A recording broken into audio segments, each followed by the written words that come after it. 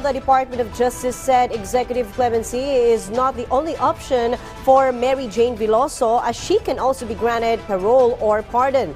The DOJ explained if executive clemency is granted to Veloso, it will come solely from an order by President Ferdinand Marcos Jr. It is also possible that clemency may be extended to others. If it's parole or a pardon, the new rules under the Good Conduct Time Allowance Law will apply. The Board of Pardons and Parole, along with the Bureau of Corrections or BUCOR, will study if Veloso can be released.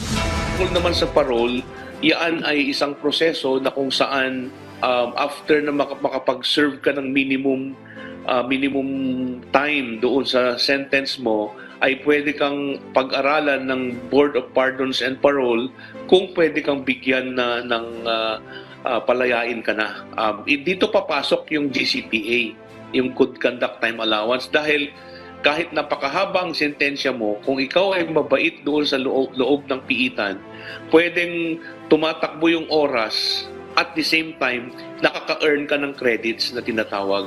At dahil doon, lumiliit yung panahon na kailangan mong iserve bago ka pwedeng mag-avail ng parole.